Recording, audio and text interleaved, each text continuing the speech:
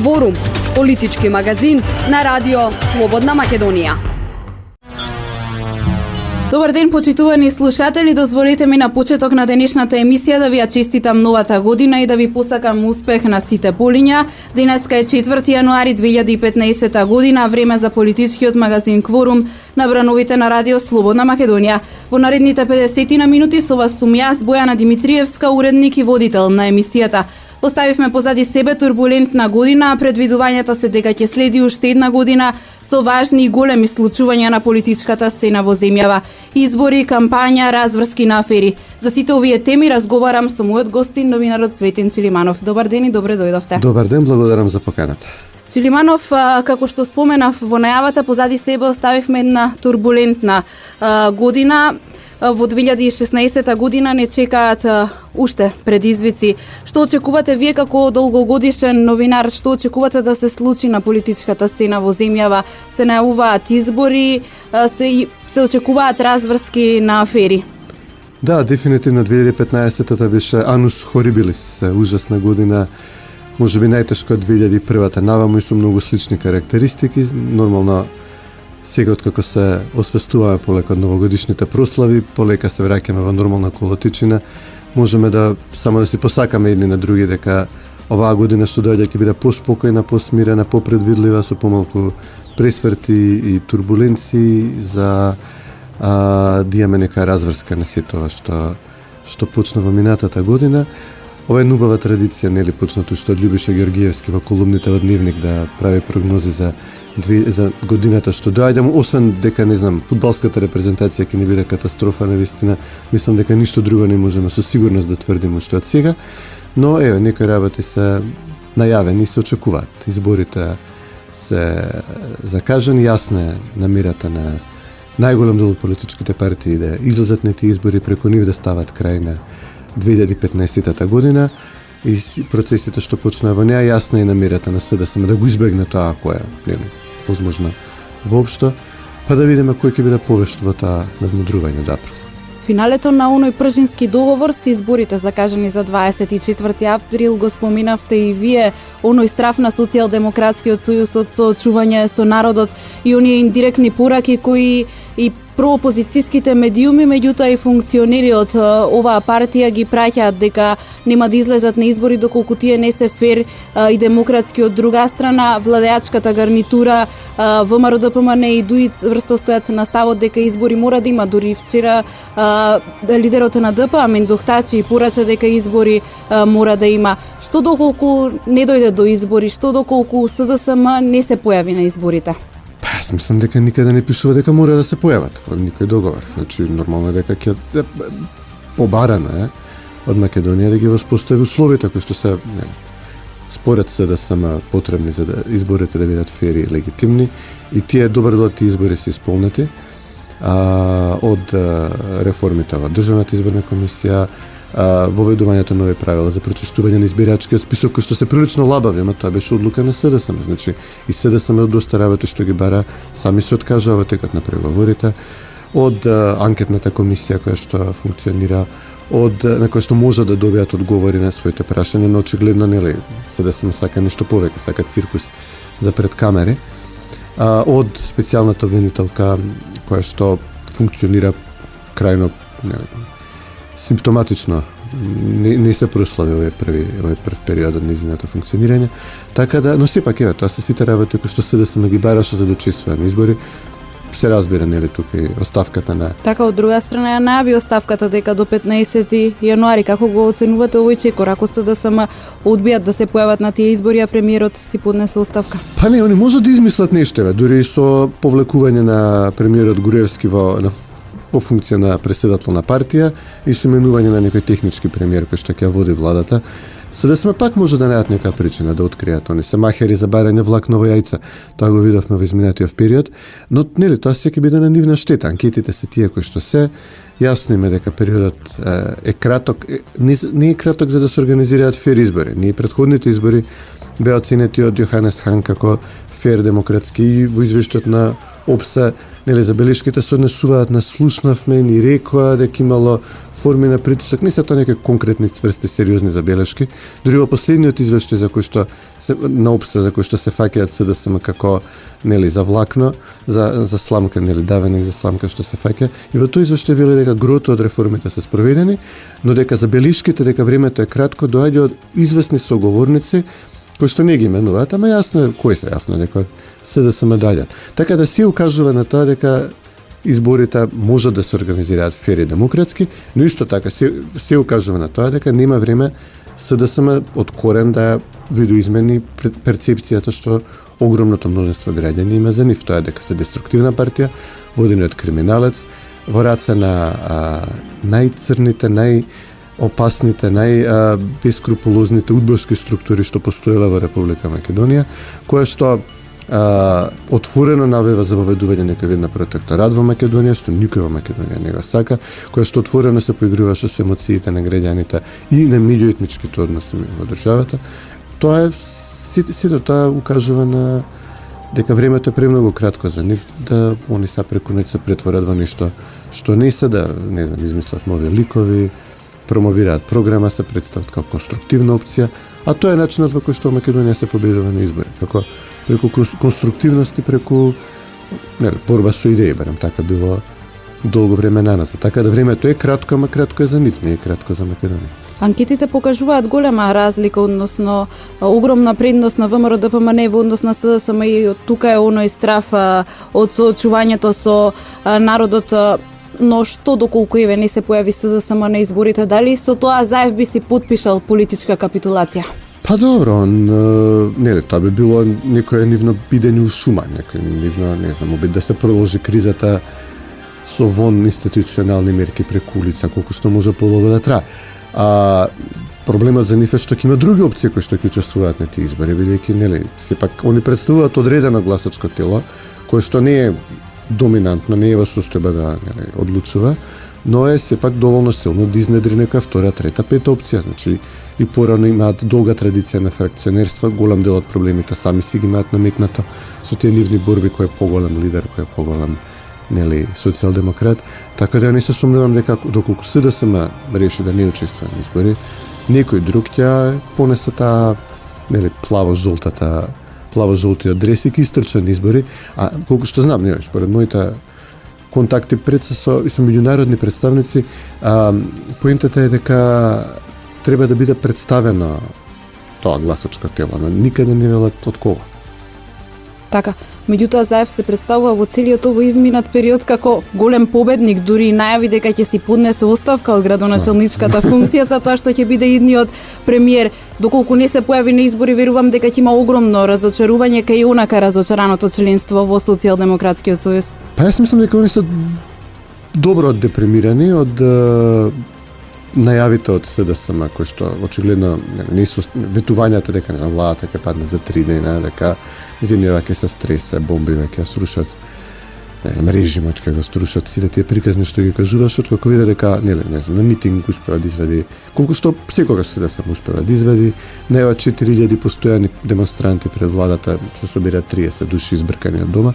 Значи тоа се работи што дефинитивно влијаат на расположението во СДСМ, но пред се влијае овој почеток на тоа што премиерот го најави дека ќе биде 8 рунда, дека очигледно, како се вели, го чувала барутот сув за финалето.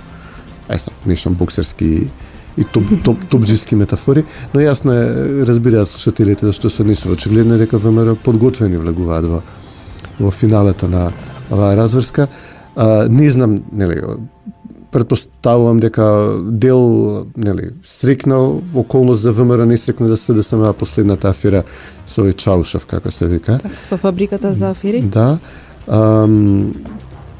Но имам прилично, барем според јавните изјави на премиерот Груевски, прилично доста причини да верувам дека има голем број други информации кои што премиерот ги најавуваше во текот на годинава, кои што очекувам дека дел од нив или сите од нив ќе бидат објавени во овој период што доаѓа, што може уште повеќе да ги депремира СДСМ. Во моментов во прилично тешка ситуација, уште на првиот ден на отварањето на оваа афера јасно беше се виде дека тој вид на неопределени гласачи кои што со крајни напори се обидуваат СДСМ да ги привлечат кон еден крајно непривлечен карактер како што е Заев.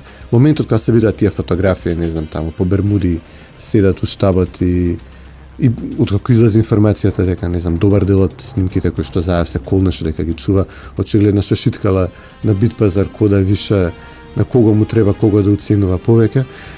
Мислам дека тука истиот ден се преломи чувството во добар дел од тие гласачи што им се необходни на СДСМ да барем да го ублажат колку толку поразот, а во некоја трка на кој е по непријатен, кој е по за ова неопределено во гласачко тело.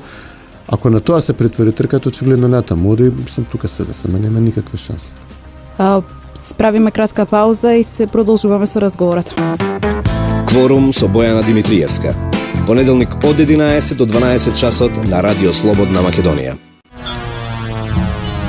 Гостин во денешниот кворум на Радио Слободна Македонија е новинарот Цветин Чилиманов. Чилиманов, еврокомесарот Хан најави дека доаѓа веднаш по празниците во Скопје. Неофицијално дипломатски извори се дознава дека неговото доаѓање во Скопје со цел да се увери дали ќе се одржат изборите закажани на 24 април. Што очекувате да донесе Хан? Па ден на работа што е многу, мислам, значајно во момент е дека досега сме го виделе повеќе пати со овие емисари што доаѓаат од надвор. Првиот приоритет за нив политички е успех во тоа што се нафатиле да го прават, бидејќи они утре планираат да додат на некоја друга функција. Да речеме Штефан Фуле, никој не знае што работи сега и каде е во моментов. Джеймс Пердју, например, има напишана книга во која се представа како голем миротворец и човек кој што донел мир на Балканот, но нема кариера, мислам, никаде го нема реално. Хан е свесен за, претпоставам, за овие преседани. Многу луѓе неволно се нафаќаат на Македонија, бидејќи знаат дека големиот проблем е нерешлив, спорот со Грција, исклучително тешко решлив, и знаат дека испраќање во Македонија не е баш нека варијанта утре да напредуваат во кариерата. Така да мислам дека СДСМ треба и за тоа да бидат свесни дека нив им доаѓа еден политичар кој што има намера ова да го истера до крај. И ние бевме сведоци претходно дека во моментот кога има застој некаде, а веројатно најстрашниот застој беше кога беше потпишан договорот, па откако Хан ја даде таа изјава во Вашингтон дека и претходните избори биле фери, регуларни, со 200.000 разлика, значи поплаваше се века не што тесни избори, и кога СДСМ беа на праг да се повлечат од договорот, и они сега се знаат како беа вратени повторно на таа маса. Така да претпоставам дека во моментов, како што гледаме ВМРО ги испорачува своите тоа што не се бара, СДСМ не испорачува дури ни најелементарни работи, како што е, не знам, снимките да ги предадат на Катица Јанева, нешто што е основно средство за работа за неа. Значи, излегуваат од СДСМ, велат дека Катица Јанева проблем што немала кафе кувари, што немала масер и шофер и киропрактичар и не знам, некои филмови да ја пушта овако која е досадно. И вицеве да ја кажува, а основната работа што треба на жената за да функционира минимум непристрасно и реално, снимки, оригиналните снимки, да може да ги преслуша во рамките на вкупниот контекст во кој што се направени, да може да се вештачи дали тие се легитимни и така натаму. Тие се уште седат во штабот на Бихаќка и се распродаваат низ Битпазар преку чауши и пријатели на Зоран Заев. Катица има обврска и должност да ги побара тие материјали, меѓутоа премногу толеранција од незина страна. Зошто? Па да, она, да речеме, кога не ги одобрија сите обвинители, она пресови држаше вонредни, значи тоа фрчеа билтени од американска амбасада, европска амбасада, од каде се не, поддршка доаѓаше сите страни да се обезбеди се што бара. Во моментов со пола уставили тајте ми ги снимките и нема никаква реакција. Че се да се го игнорираат ова елементарно барање, суштинско барање за цела работа, дека очигледно дека се фатени со спуштени панталони, со оваа врска со тој Зекири Чауши, со целата таа банда и со Зоран Божиновски, значи Господа чува, со Зоран Божиновски. Нема никаква реакција, значи сите се правиме галантни, сите молчиме, ма не може тоа да помине. Впечатокот беше дека Катица Јанева неславно почна во целиот овој случај. Дали може би славно ќе заврши? Па не верувам. Да речеме, мислам дека она со овој потек со Верушевски се закопа максимално и претпоставувам дека жртвуваше тоа што треба да биде неизина улога на Елиот Нес, расветлувач на криминал, во амнестија по кој знае кој пат за двајца, за Верушевски и за Заев, веќе формално Верушевски, не знам, син му го амнестира, го праќа во дипломатија, нели, трни се тука, јавно го оценуваше преседателот Црвенковски. Јавно излагуваат луѓе како, не знам, Лупче Гергиевски, Горан Митевски, директорот на УБК, да потврдат, да кажат дека тој стои за сите овие афери, прислушкување и така натаму, и го праќа, не знам, како дипломата, па измислуваме дека ќе биде whistleblower, не знам, откривач на тајни, демек тоа било некоја, не знам, доблесна работа што е направил, и еве сега на крај доаѓаме ситуација кај што Катица го амнестира. Ја не знам со кој обрезано утре ќе покренува обвинение и ќе бара судот да постапува по нив и да се викаат сведоци и такви работи, кога за, не знам, човек кој што толку зла и пакост има направено на оваа држава, значи најзакоравениот експонент на овие мрачни сили од минатото кои што ги почнуваа војните низ Балканот, кои што местаа воени злосторства, подпалуваа емоции кај граѓани, плячка фирми државни, ги претвараа приватни преку ноќ, дилаа дроги, што све не. Чи човек кој што е експонент на тоа мрачно подземје на оваа држава, за него да сукине притвор, мислам, близу па. Правните експерти предупредуваа уште кога пред да се формира ова специјално јавно обвинителство дека тоа е противуставно. Некако се создаде впечаток во јавноста дека опозицијата ги изманипулира граѓаните со создавањето на ова специјално јавно обвинителство, за тоа што немаме ние специјални кривични закони. Сите обвиненија кои ќе ги покрене Катица Јанева ќе се процесуираат во судот, Так. во нормалните инстанции на една држава, значи нема специјални судови. Значи судовите кои досега функционираат. Дали вие гледате некаква манипулација од страна на СДСМ со граѓаните, па и со своето членство? Па да, они дефинитивно, они од прв ден најавуваат ова ќе биде апсење на, не знам, мрвот на режимот и така натаму.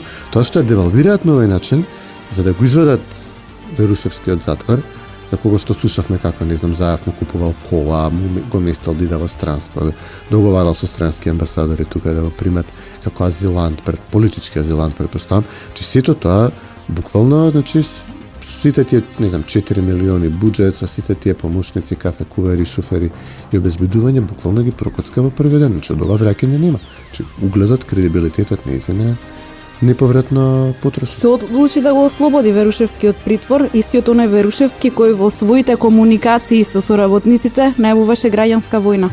Значи, еден човек ако треба да од притвор возимива, сите да се пуштат, тоа е тој, значи.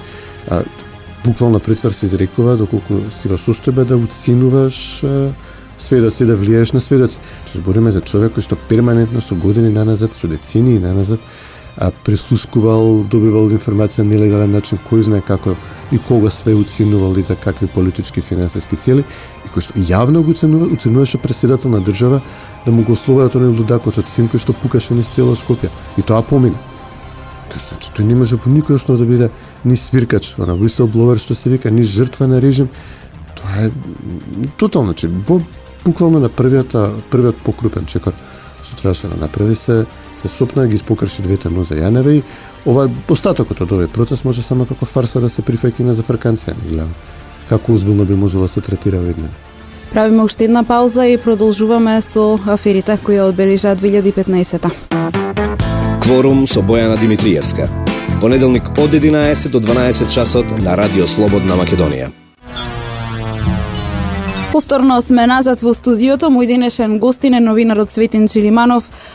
Цветин, и во најавата кажав, годината ја завршивме со фабриката за афери, ја почнавме со случајот Пуч. Јавноста очекува разврски на овие случаи. Дали очекувате дека јавноста конечно ќе има целосната слика кој прислушувал и зашто прислушувал? Па добро, мислам дека тоа е дека сосема јасно. Мислам дека веќе нема никаква дилема кој прислушувал и со која цел. Евентуално нели тие случаи што се отворени веќе врз основа на обвиненијата и контекстот кој што Зоран Заев го даваше на снимките, кој што тој ги селектираше, кој што он сака вие да ги слушнете, за разлика од очигледно големиот број снимки што тој, огромното мнозинство снимки што тврди дека ги нешто кој што очигледно не сака да ги слушнете, че тие некои прашања што се отворија од неговите обвиненија треба да се доиспитаат, ама веќе не гледам како ќе се направи тоа, бидејќи Катица Јанева се девалвираше за таа цел, а во анкетната комисија не верувам дека ќе успееме да добиеме ситуација во која што после сведочење ќе излезат представникот на власти на опозицијата ќе кажат во ред, ние сме сега уверени дека тоа што го тврдевме држи вода или не држи вода, мислам дека и тоа е нонсенс. Но, добар дел од работите што треба да се расчистат од контекст, од обвинението врска со контекстот, може да се докажуваат со вадење документи, со брифинзи пред мешани групи новинари. Предпоставам дека тоа ќе се прави. И премиерот си земал врска дека ќе сака да се го исчисти името од обвиненијата на Заев. Но дефинитивно, тоа што остана неразјаснато е технологијата на прислушкувањето, значи знаеме отприлика кој бил клучен, мешан, но би било потребно и неопходно да видиме цврсти докази, јас верувам дека тоа ќе излегува. Веродостојноста на пресовите на Заев дефинитивно доведена во прашање по откривањето на оваа фабрика во која што очигледно монтирала од патни исправи, од докази за пари во сметки. Предпоставам тука или во СДСМ, тоа треба да се утврди, се вадале делови од снимки, да се преслушувале, се бирало ова парче да оди, ова да се сокрие, ова не е во полза, ова дефинитивно не е во полза, така да предпоставам дека тие работи ќе треба да се расчистат. Потребни се детали за да се оформи целосната слика за тоа кој го вршил прислушувањето и за какви цели. До сега видовме и неверојатни детали од истрагата на фабриката за афери. Видовме што се е таму пронајдено, база на податоци за 120.000 граѓани. Се очекува и оваа афера да има меѓународен размер. Што се уште може да се пронајде таму? Дали можеби ќе се најде одговорот и на она што го тврдеше премиерот Груевски на почетокот кога излезе пред јавноста и кога образложи дека станува збор за монтирани и креирани материјали со кои Заев го оценувал? Дефинитивно се гледа дека се многу креативни со вистината во СДСМ. Имале ангажирано тотално бескрупулозни луѓе кои што не им смета да направат лажен бугарски пасош на моје име или не знам лажна швајцарска сметка на твое име или со целата дискредитираат. Мислам, веќе не ни бројам колку пати луѓе од СДСМ ми кажале они веќе банални закани стануваат. Они ќе видиш снимките кои ќе ти ги извадиме, кои ќе кажеме што имаме за тебе. Че они очигледно длабоко имаат навлезено во чувство дека можат да уценуваат Македонија со овие снимки, дека можат да ја дестабилизираат, дека можат да предизвикуваат будни емотивни реакции. Но нели, после година дена луѓето на тоа гугла и ни должат, дефинитивно ни должат двете страни. Ева, СДСМ не може да очекуваме искрен одговор. Би требало да видиме искрен одговор. Веројатно ни од МВР не може да очекуваме дека Оливер Спасовски е министер, но ветувањето од ВМРО пред се, како партија. Значи, нивно ветување беше дека јавноста ќе дознае вистината и гледаме дека овој период таа страна е апсолутно се чувствува комфортно, убедено во своите аргументи, самоуверено, додека гледаме од СДСМ буквално по 2 пати на ден излагуваат со најави од разни коментатори да се одложат изборите. Дури симпатично беше колку беше неспремно на кога излегува на пресконференција да обвинуваат за фалсификувани лични карти. И сега знаете, зборуваме за фалсификувани лични карти правени со машини купени легално, сместени во стан на некој си чауш некаде во Битпазар.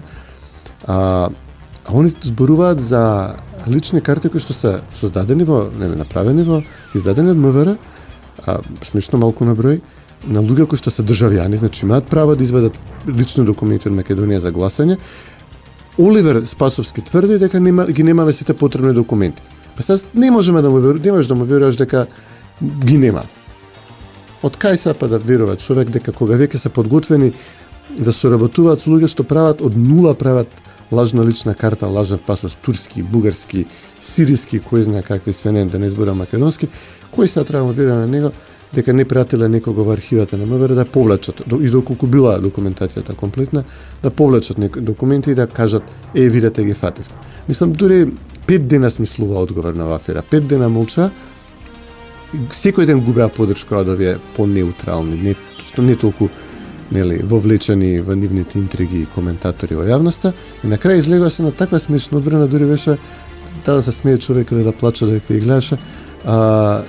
И немаат одговор, они немаат одговорено на... Молчаа додека ВМРО ДПМН ги повикуваше. Го повикуваше Спасовски да ја расчисти аферата со лажни лични карти, молчат и сега. Откако полицијата го пронајде погонот на Чаушот за фалсификување на документи, и Заев и Спасовски велат истрагата ќе покаже. Од една страна Заев призна дека Чаушот е член на СДСМ, Спасовски пак вели дека не комуницирал со нив, а третоосомничениот на Фејсбук напиша Спасовски е прекрасен човек. Добро, што може да очекуваме понатаму од сите овие случувања? Да се кажува, дали понатаму ќе продолжат да велат истрагата ќе покаже? Што ќе покаже истрагата? Тоа стана, не знам, треба во рингтон на телефонот да си го ставам, истрагата ќе покаже. Мислам, како? Значи те прашуваат елементарно прашање. Океј, еве, ти тврдиш дека има снимки. Фатен е човек кој што има дел од тие снимки. Има фотографија од вас заедно у штабот. Значи, Заев го прашуваат. Има фотографија од Заев и Чаушот во штаб. Како се нашла снимките? Он вика истрагата ќе покаже. Мислам, не знам, ја претпоставам дека Роберт Поповски коса кубел тоа малцешно му останато на главата кога гледа. Не знам како да си го објаснам ова, веќе повеќе од аматеризам, ова е че поигрување со емоции на луѓево кои што им верува, поигрување со емоции на етничките малцинства, етничките заедници за најстрашните, не знам, случаи како не со емоциите на семејството од Смилковско езеро, добиените деца, значи со семејството на Нешковски са, со семејството, да не изборам на семејството на Никола Младенов што му направија, и сега, откако е фатено дека, нели, масовно се фабрикувале тие материјали, и он вика истрагата ќе покаже. Чија црна истрага? Господи. Чилиманов, ајде малце околу одговорноста. Видовме дека дел од незаконски прибавените материјали на Заев, односно незаконски прислушуваните телефонски разговори се најдоа во фабриката на Чаушот. И тоа се случи во период кога Заев требаше да ги предаде материјалите на специјалната обвинителка Јанева, која целиот изминат период, како што и пред малку кажавме, го толерира. Видовме дека со овие разговори се тргувало. Заев целиот изминат период тврдеше дека приватноста на граѓаните е на сигурно место и дека он ја чува. Но фабриката за афери покажува нешто друго, дека и некој друг ја има приватноста на граѓаните. Кој ќе има одговорноста за ова? Јас бев склон да кажам во ред. Може да се почека со апсење на Зоран Заев, иако не го прекрши законот, секој ден го прекршуваш од текот на, не знам, 6 месеци и се уште го прекршува. Бев склон, чисто политички гледано, да прифатам дека да се избегне дополнително закрвување, да се избегне чувство во јавноста дека нешто се крие од нив, дека навистина има некои докази, но се апси за да се избегне објавањето на тие докази. Бев релативно мек тук, иако не би смееле да бидеме кога законот е јасен и прост. Но може би избегнавме нешто полошо, благодарение на тој начин на менаџирање на овој процес, но дефинитивно, нели, грешката е во СДСМ.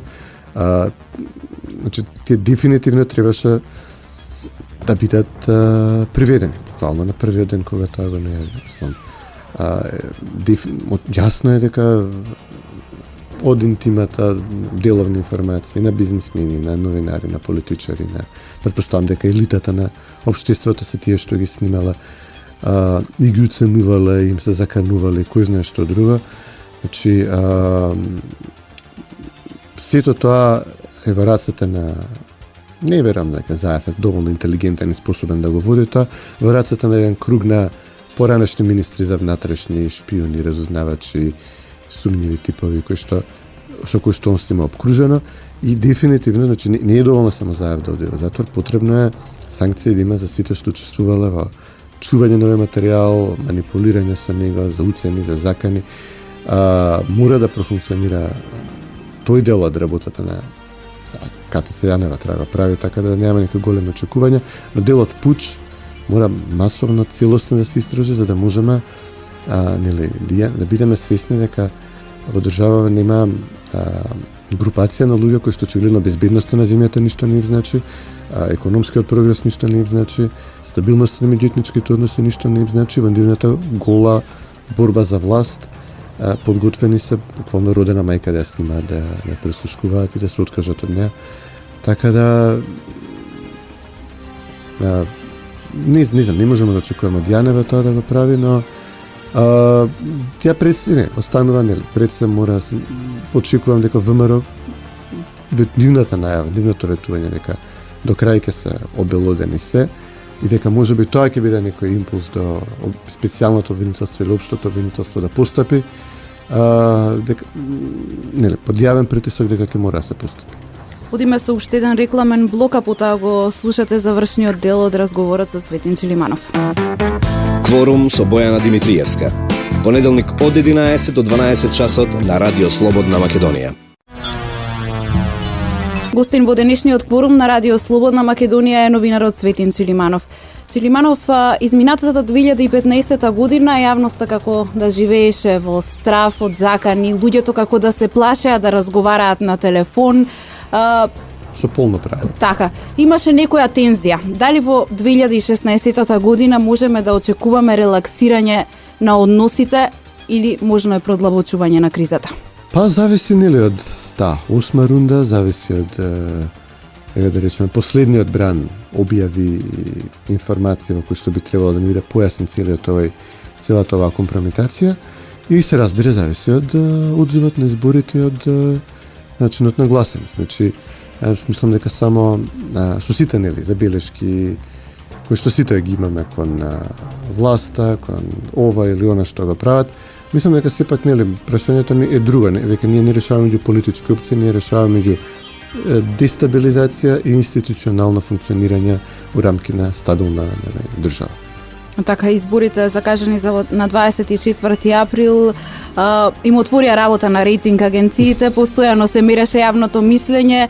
Анкетите покажаа дека доколку утре се одржат предвремени парламентарни избори, разликата на тие би било од 180 до 190 илјади гласа за ВМРО ДПМН во однос на Социјалдемократскиот сојуз. Што е со албанскиот блок? Што прогнозирате таму? Со оглед на тоа што целиот овој изминат период некако работите беа околу ВМРО ДПМН и СДСМ, а албанските политичари како да беа посматрачи на целава оваа состојба. Има превирање, се разбира поради јазичната бариера, него следам многу детално на од контакти со колеги новинари од албански медиуми. Постои превирање, но дури да речеме Мендух Тачи најави дека не очекува да се свртат работите, значи не очекува да победи на изборите. Но јасно е дека, не знам, нервозата ке дуи се чувствува поради нивните повици дека доволни се била, не знам, две опции во албанскиот сектор, не била потребни БЕСА или унитети или нека пета опција да се појави. Во рамките на преговорите за Државната изборна комисија се избегна нели тоа решение да има строго, цврсто, сериозно проверување на гласачите, нели, дали се во странство, прочистување на избирачкиот список. Тоа ќе имаше навистина сериозен удар, претпоставам, за гласачкото тело на ДУИ.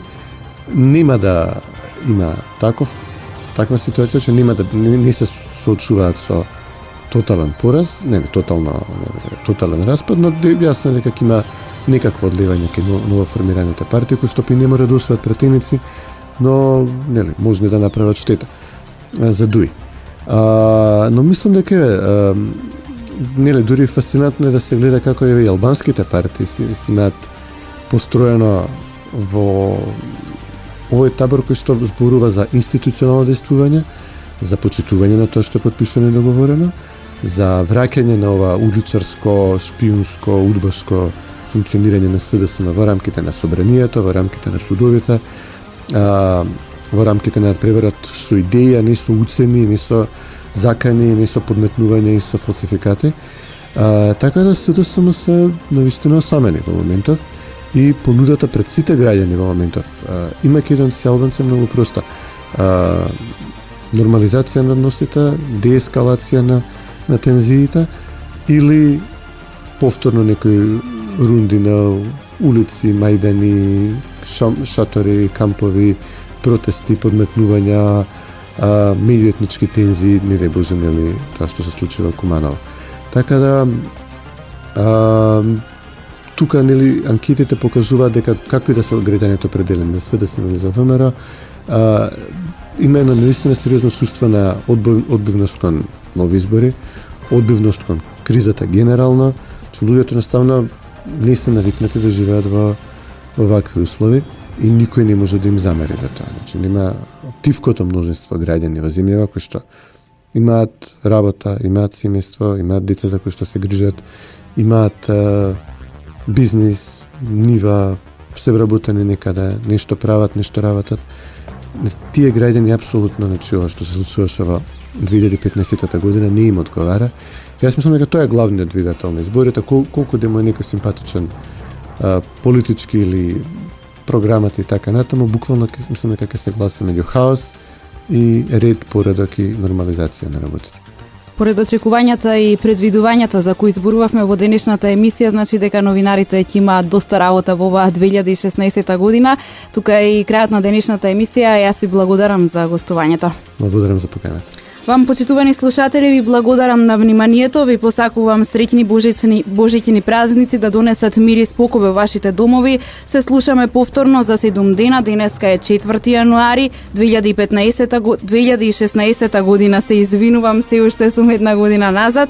Уредник и водител Бојана Димитриевска, продукција Радио Слободна Македонија, техничко водство Никола Давчев и Далибор Зафировски. Пријатно до слушање. Овде нема воздржани. Има само за и против. Се отвараат деликатни прашања, а се бараат конкретни одговори. Кворум, политички магазин на Радио Слободна Македонија.